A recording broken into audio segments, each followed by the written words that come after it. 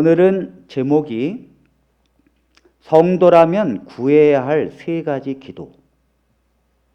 아마 우리 성도님들께서 이 에베소서를 통해서 이 세 번째 시간으로 왔는데 큰 은혜가 있게 되기를 바라고 삶의 변화가 있게 되기를 간절히 바랍니다.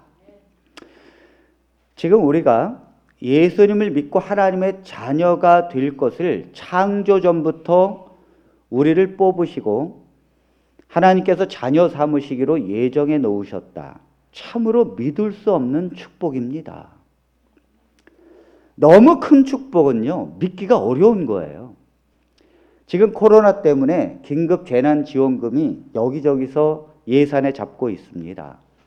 나라에서는 70%까지 미만의 가정들에게 한 가정당 100만 원을 지원해 주겠다.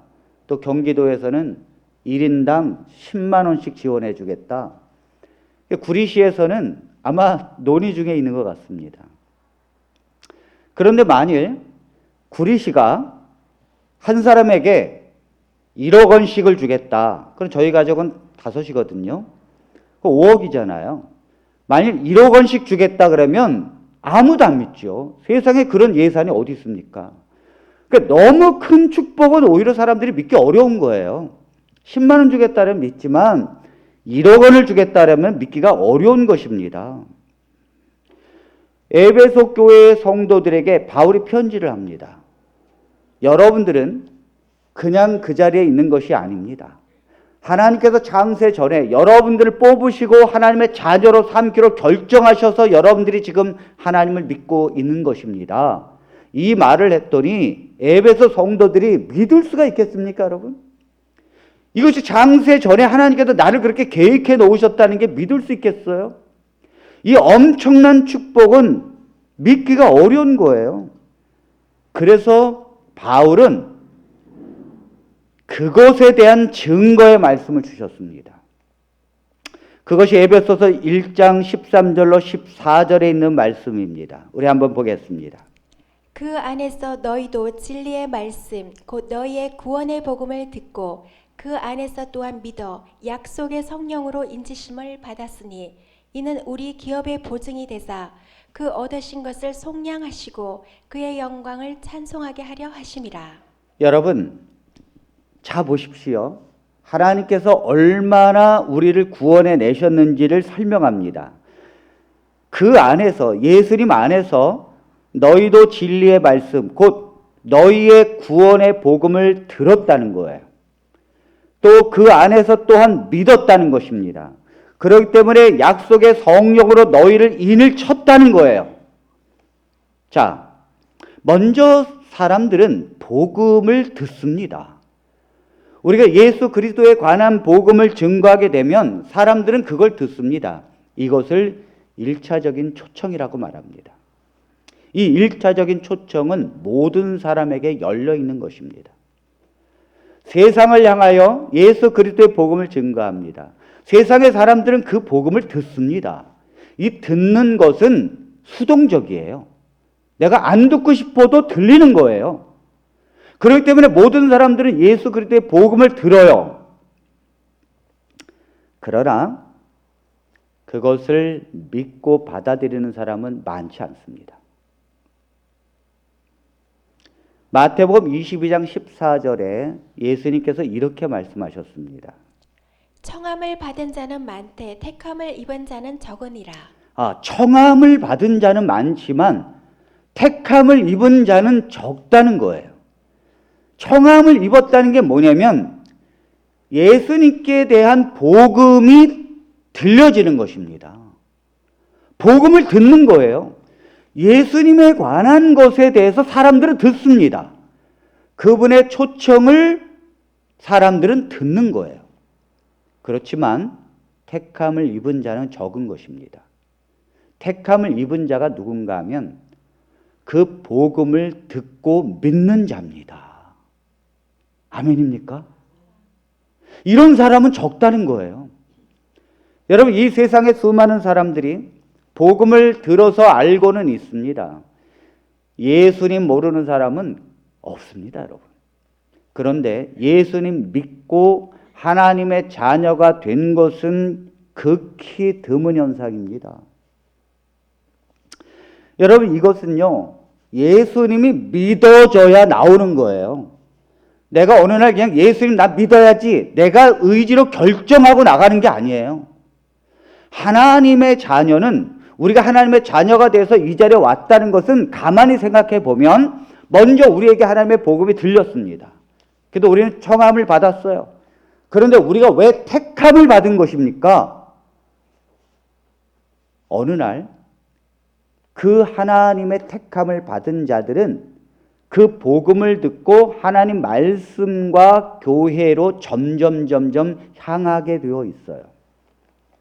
누가 그렇게 하는 것입니까? 하나님의 성령이 그렇게 하시는 것입니다.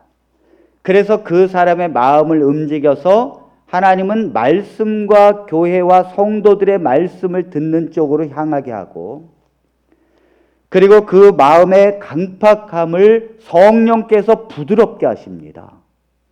하나님이 택한 자는. 그리고 점점 어느 순간 그것이 믿어지기 시작해요. 그리고 어느 순간 자기의 입술로 고백합니다. 주는 그리스도시요 살아계신 하나님의 아들이십니다. 그리고 그분이 내 죄를 위해서 십자가에서 속죄했다는 것이 고백으로 터져 나옵니다. 그리고 그 심령이 하나님 앞에 나와서 세례를 받습니다. 여러분, 이것이 내 의지로 되는 것입니까? 아닙니다. 이것은요, 하나님께서 우리를 구원해 주기로 창세전에 예정해 놓았기 때문에, 아버지 하나님께서 예정해 놓았기 때문에 성령 하나님께서 예정해 놓으신 것을 이루시는 것입니다.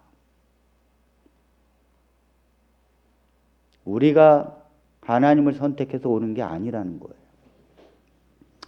하나님 아버지께서 예정해 놓으셨기 때문에 성령이 이루시는 거예요. 그래서 우리가 이 자리에 나와서 주님을 예배하는 것입니다. 사랑하는 성도 여러분, 여러분들의 과거를 한번 생각해 보십시오. 여러분들은 복음을 분명히 들었습니다. 그러나 어느 순간에 그것이 믿어지기 시작했어요. 그리고 감동으로 그것이 오기 시작했습니다.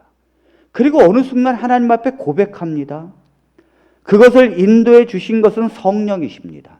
그래서 성령께서 그렇게 하셨기 때문에 성령이 내 안에 계셔서 나를 인을 쳤다는 거예요.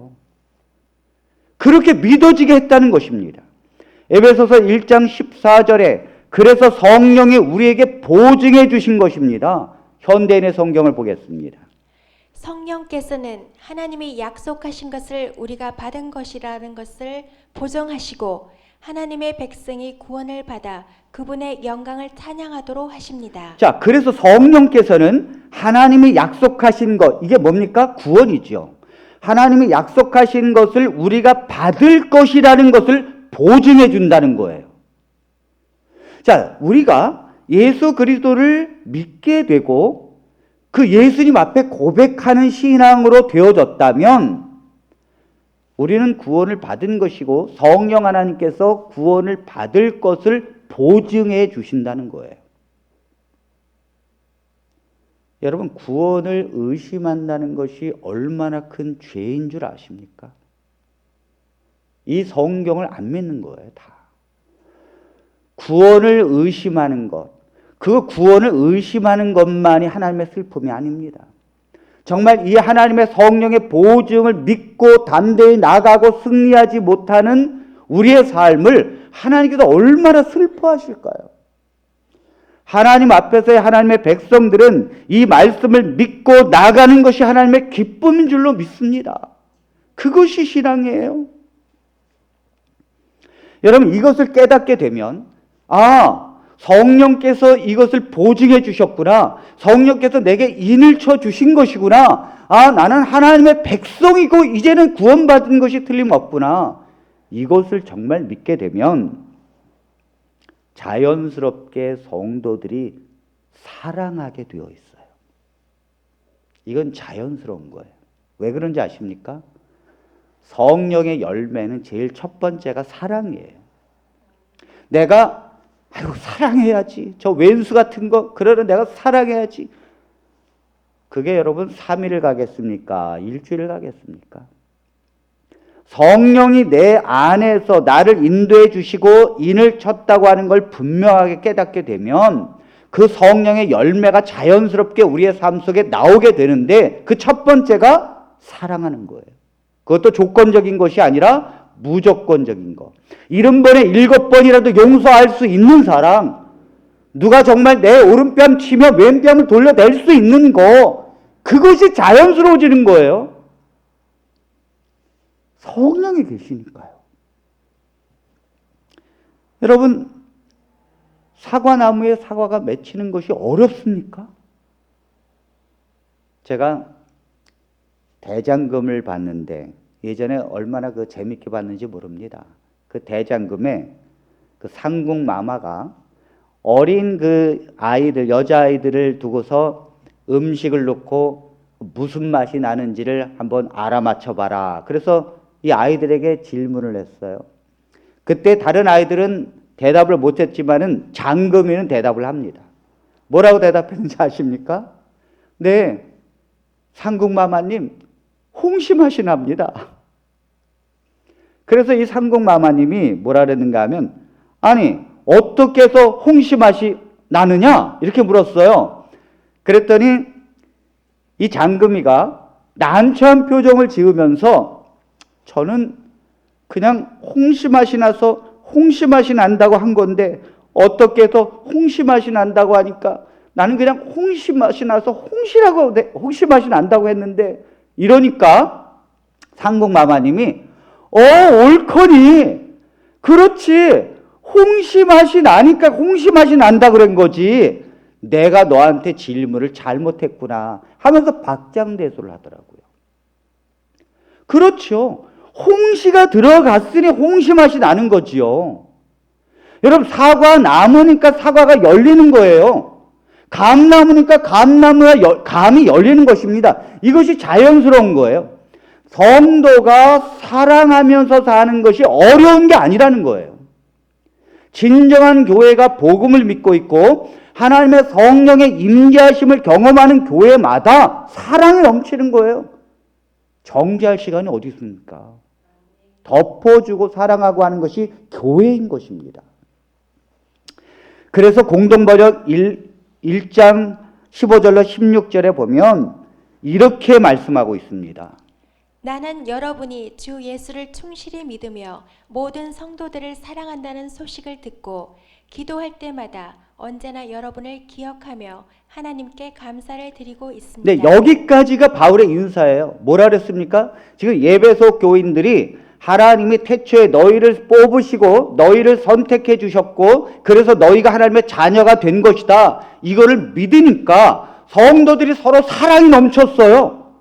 그러니까 바울이 편지를 쓰면서 뭐라 그랬습니까? 나는 여러분이 주 예수를 충실히 믿으며, 자, 예수님을 충실히 믿으니까 모든 성도들을 사랑한다는 소식을 들었다는 거예요. 성도들이 서로 사랑해요.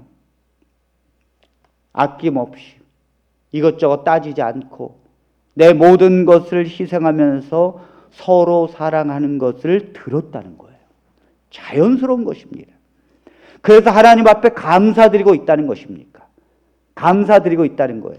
자, 그렇다면 사랑하는 성도 여러분, 하나님 앞에 택함을 받은 주의 백성들은 예수 그리스도께서 나를 자녀 삼아 주셨고 나를 위해 십자가 달려 돌아가셨다는 걸 믿고 서로 사랑하는 것이 성도의 삶의 다입니까? 아닙니다. 오늘 주시는 말씀은 성도는 거기에서 머무르는 것이 성도가 아니라는 거예요. 성도는 반드시 그 이후에 3가지가 기도 제목이 있어야 된다는 거예요. 바울은 그 기도가 무엇인지를 설명하고 있고 하나님의 백성은 복음을 믿고 서로 사랑하면서 사는 것이 다가 아니라 그 이후에 하나님 앞에 구해야 될 것이 무엇인지를 설명하고 있다는 거예요. 그 첫 번째가 뭡니까? 그것은 하나님을 알도록 기도하라는 것입니다. 따라서 해보겠습니다. 하나님을 알도록 기도해야 합니다. 여러분 생각해 보십시오. 누군가가 여러분에게 1억을 주었어요. 그러면 1억을 받고 여러분들은 뭐 하실 것입니까? 1억을 받았어요. 참 이게 받아보질 않아가지고 상상이 안 가죠. 그런데 만일 1억을 받았어요. 그런데 1억을 받으면 여러분들이 사고 싶은 거, 자동차 사도 되고, 그 다음 내가 사고 싶은 거 코트를 사도 되고 보석을 사도 됩니다. 그런데 여러분들이 1억을 받고 만일 쇼핑을 하고 자동차 사고 마음이 너무너무 기뻐가지고 지나다니는 사람들에게 너무도 그들을 사랑하는 마음으로 그들과 산다면, 그것으로 끝난다면 그것이 얼마나 슬픈 일입니까? 여러분들이 1억을 받았으면 쇼핑하고 자동차 사고 이것 때문에 기뻐하는 것이 그 삶의 답니까? 아니에요. 반드시 여러분들은 누가 1억을 주었는지 그 사람을 알아야 돼요. 당연한 거 아닙니까? 여러분들이 누군가 1억을 받았는데 내가 돈 쓰는 재미에 살겠어요? 반드시 제대로 된 사람이라면 누가 이것을 나게 주었는가에 대해서 그 사람을 알아야지요. 자, 우리가 복음을 믿고 하나님의 자녀가 되었습니다. 그렇다면 하나님의 자녀가 되어서 복음을 믿고 서로 사랑하면서 사는 것이 다가 아니라는 거예요. 반드시 하나님의 백성은 하나님이 어떤 분인가를 알도록 기도해야 된다는 거예요. 그 구원을 주신 하나님, 나를 위해서 십자가에서 대속적 죽음을 당하신 하나님, 그리고 나를 정말로 내 속에서 임하시는 그 하나님, 그 하나님이 어떤 분인가를 알아가야 되는 것이 성도라는 거예요. 아멘입니까? 그 전진이 있어야 된다는 거예요. 복음을 믿고 기뻐하는 것이 다가 아닙니다. 그렇다면 왜 알아야 됩니까? 그 하나님에 대해서 왜 알아야 됩니까? 그 하나님을 알아야 나에 대한 분명한 정체성을 갖게 됩니다. 내가 누구인지를. 제가 성령의 충만함 속에서 눈물을 흘리고 그리고 막 하나님 앞에 엉엉 울면서, 그리고 저희 집사람에게 나도 저 고 이태석 신부처럼 저 아프리카에 가서 봉사하게 해달라고, 거기서 봉사하다가 죽는 것이 소원이라고, 이런 그 얘기를 집사람에게 제가 막 했어요. 그렇게 눈물을 흘리고 성령의 충만함 속에서 며칠 지내다 보니까 정신이 딱 돌아오는데 가장 먼저 하고 싶은 게 뭐냐면, 나를 이렇게 타치하신 그 하나님이 어떤 분인가가 너무 궁금해요. 너무. 도대체 어떤 분이 내 이 무쇠 같은 마음을 며칠씩 울게 하는가? 도대체 이 하나님이 어떤 분인가? 이게 너무 알고 싶어서 성경을 보기 시작했어요. 그 성경 속에서 하나님을 알고 싶어서.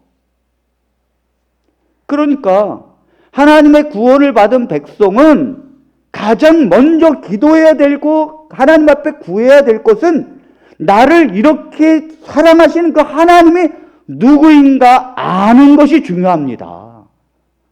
그분을 아는 거. 여러분, 아버지 하나님을 아십니까? 어떻게 아십니까? 그 아버지 하나님에 대해서 여러분들이 설명할 수 있어요? 몇 시간이고 밤을 새면서 그 아버지 하나님에 대해서 말할 수 있어요? 예수 그리스도, 그분, 그러면 정말 내 안에서 내 삶을 이끄시는 그 하나님을 내가 사랑하는 내 남편, 내 자녀보다 더 잘 말할 수 있습니까? 말할 수 있어야 합니다. 성도는요, 하나님에 대한 간증이 있어야 돼요. 간증이.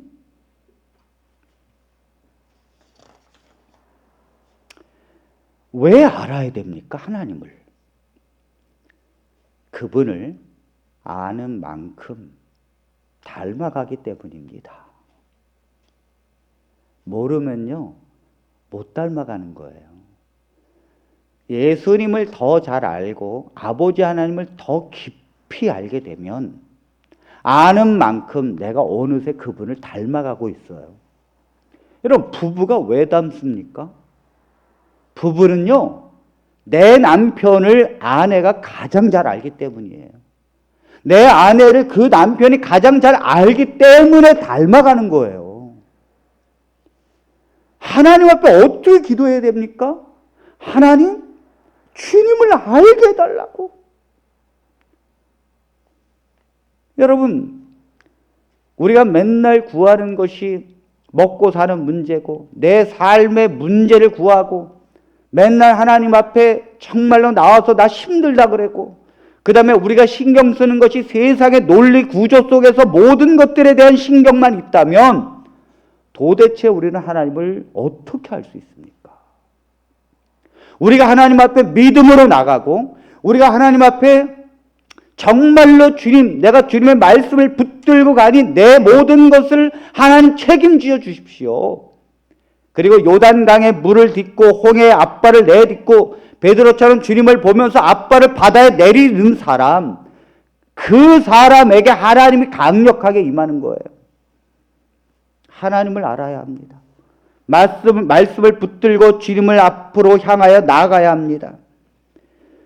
주님을 알아가는 것, 그것이 하나님의 백성의 기도 제목이라는 거예요. 두 번째는 우리를 부르신 소망이 무엇인지, 그리고 우리의 기업의 영광이 얼마나 풍성한지를 알기를 기도해야 된다는 것입니다. 18절에 있는 말씀을 봉독합니다.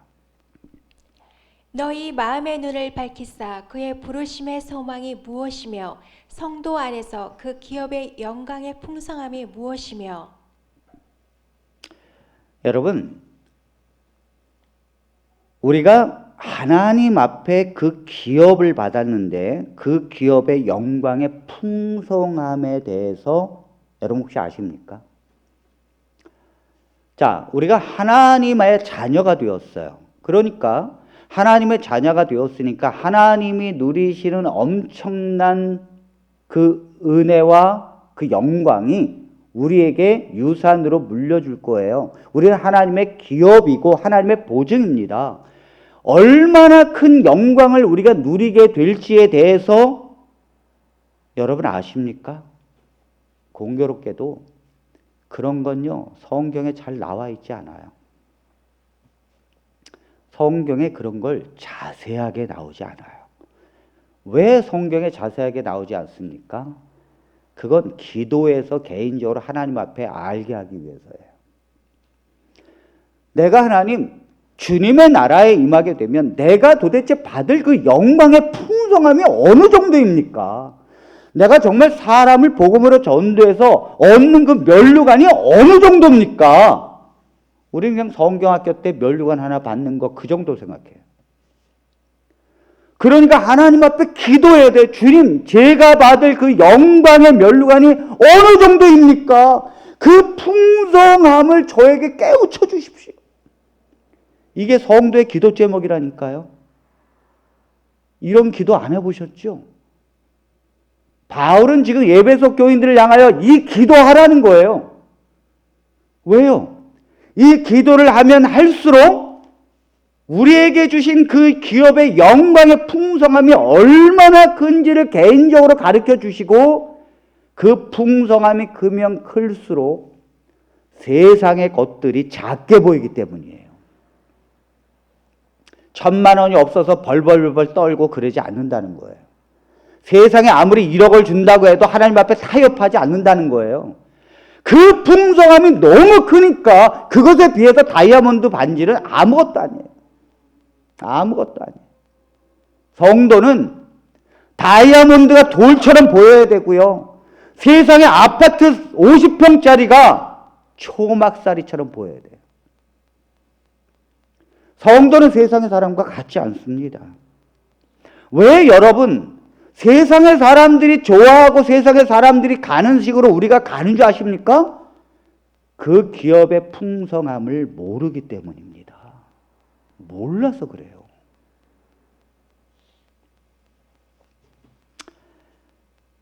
그걸 알게 되면, 엄청난 기업의 풍성함을 알게 되면 자동적으로 나오는 것이 도대체 그 풍성함을 내가 뭔데 하나님께서 내게 창세전에 나에게 주기로 결정했느냐 이거죠.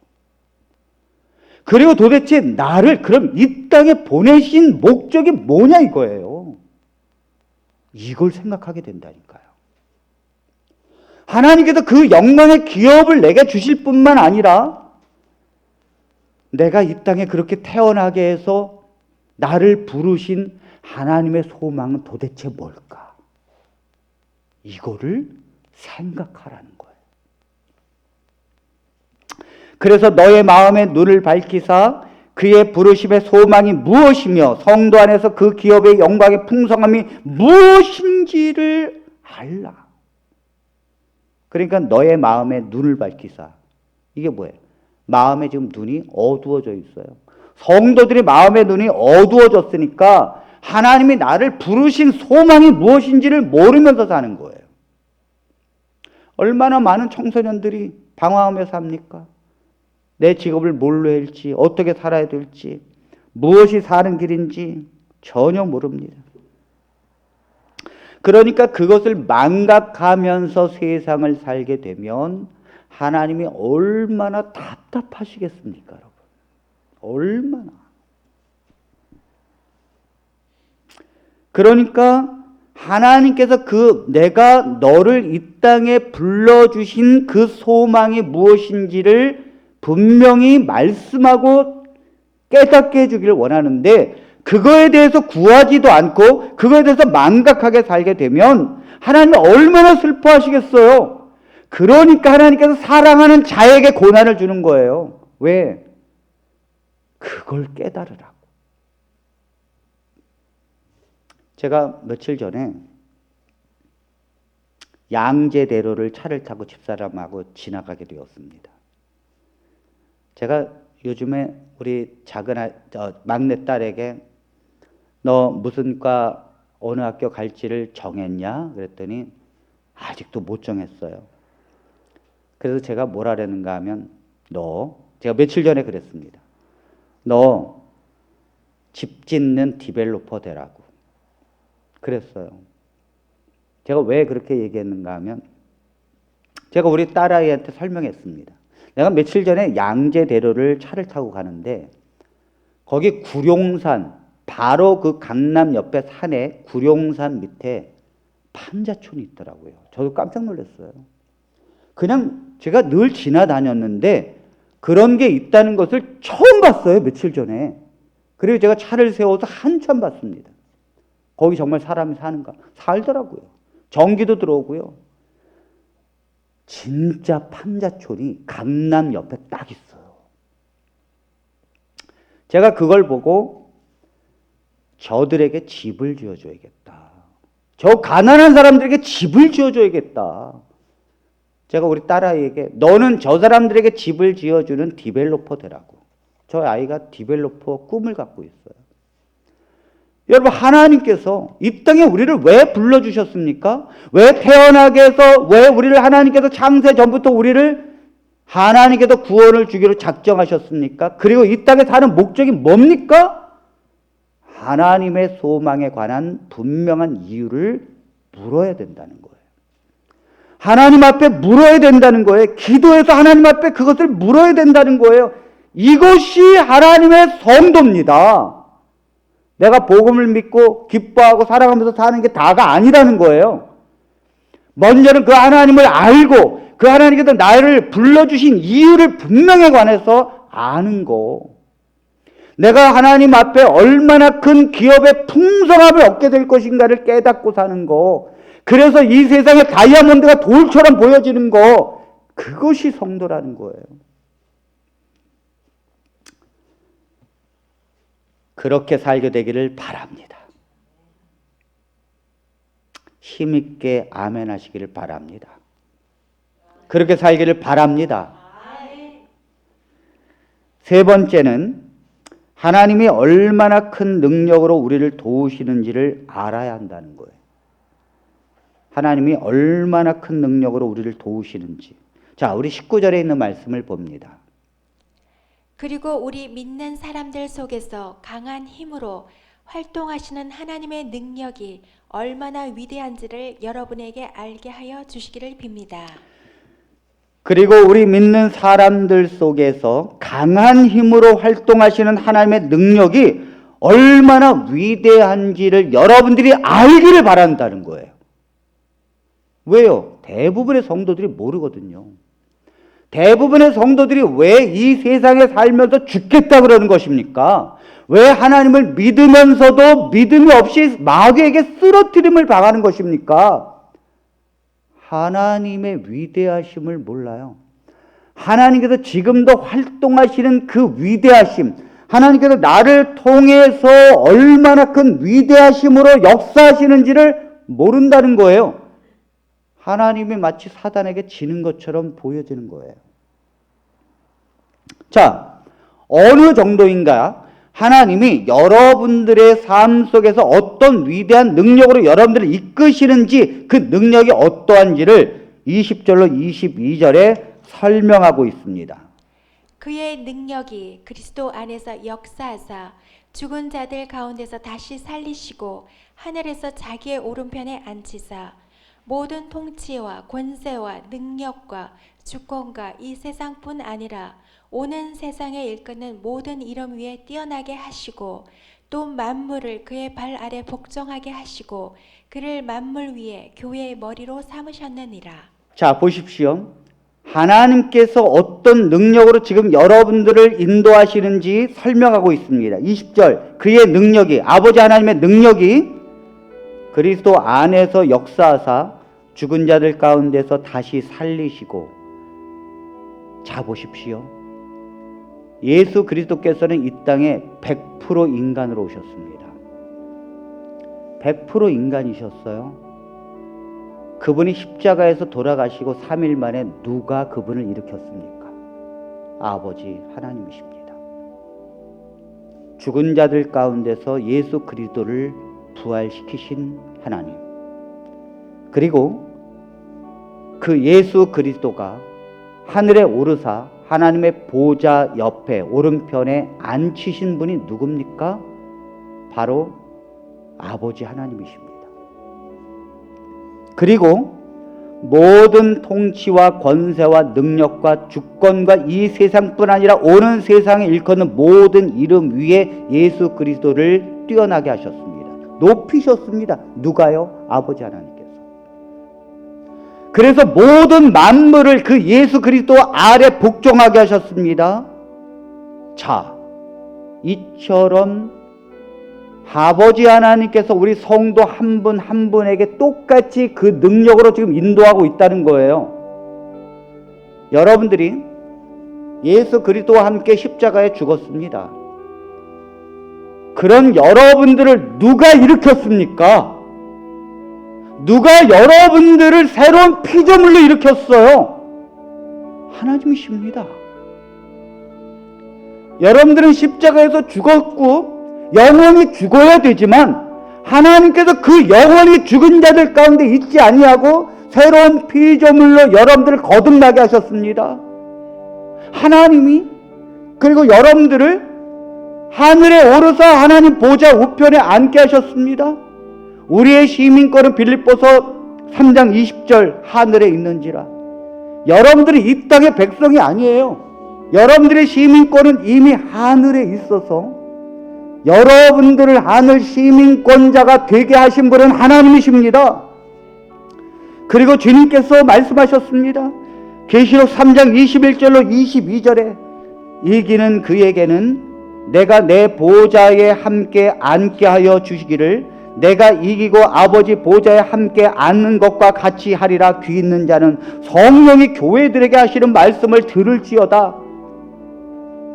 여러분, 예수 그리스도께서 아버지 보좌 옆에 앉는 것처럼 이기는 하나님의 백성들은 동일하게 하겠다고 말씀하셨어요. 이건요, 이기는 자, 경주하는 자만 그렇게 하겠다는 것이 아니라 이미 하나님을 믿는 백성은 이기는 자가 될 것이고 반드시 하나님의 보좌 옆에 앉게 될 것이라는 약속입니다.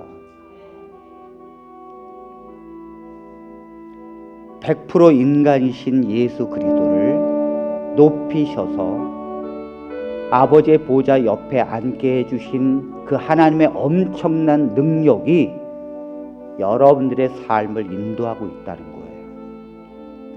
여러분들 한 분 한 분의 삶을 그렇게 인도하고 있다는 거예요. 그런데 우리가 그 하나님의 엄청난 능력을 왜 의심합니까?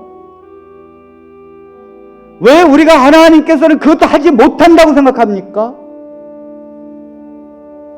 하나님은 왜 죽은 자를 일으키지 못한다고 생각하십니까? 여러분, 왜 코로나로 사람들이 죽어가고 왜 수많은 사람들이 병실이 없어서 고통당하는데 하나님을 믿는 백성들은 왜 그들을 살리지 못합니까?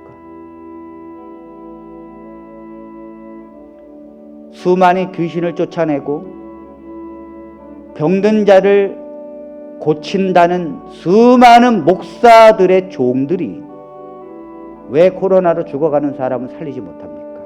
단 한 사람도 살리지 못합니다. 우리는 이 세상의 말세 믿음을 보겠느냐 하십니다. 정말 우리가 믿는 것은 그 능력의 하나님일까요? 정말 우리가 하나님 앞에 그 하나님을 얼마나 축소시키는지 모릅니다. 오늘 여러분, 구원을 받은 하나님의 백성입니다.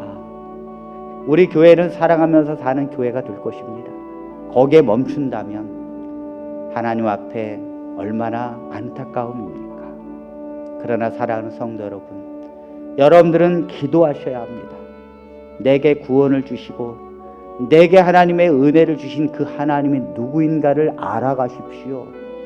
그 하나님이 누구인가에 대해서 기도하시기 바랍니다. 그 하나님이 누구인가에 대해서 설명할 수 있고 그 하나님이 누구인가에 대해서 내가 분명히 알다고 하는 간증이 성도들에게 있어야 합니다. 이 기도가 매일매일 있어야 합니다. 하나님의 기업이, 주신 기업이 얼마나 풍성한지를 알게 해달라고 기도해야 합니다. 그리고 내가 이 땅에 하나님 나를 불러주신 그 소망이 도대체 무엇입니까? 내가 무엇을 하며 살아야 됩니까? 내가 하나님께서 바라시는 것이 무엇입니까? 물어야 합니다. 엎드려서 물어야 합니다. 하나님께서 지금도 얼마나 큰 능력으로 우리를 도우시는지를 알고 깨달아야 합니다. 무능한 하나님이 아니에요. 죽은 자 가운데서 예수님을 살리신 그 하나님께서 우리를 또한 살리시고 우리를 모든 이 세상의 권세의 지배자가 되게 하셨습니다. 예수님께서 담대하라, 내가 세상을 이겼노라. 예수 그리스도의 이름을 붙들고 기도하는 자에게 세상의 권세가 깨어지는 것이고 사단의 올무가 벗어지는 거예요. 경제적으로 아무리 어렵다고 그것 때문에 염려하지 마십시오. 여러분들이 힘들수록 믿음으로 가시기를 바랍니다. 하나님 앞에 구별하시고 주님을 사랑하고 이 세 가지의 기도가 우리 성도들의 평생의 기도가 되시고 하나님 앞에 응답받는 귀한 축복이 되시기를 바라면서 말씀을 마칩니다.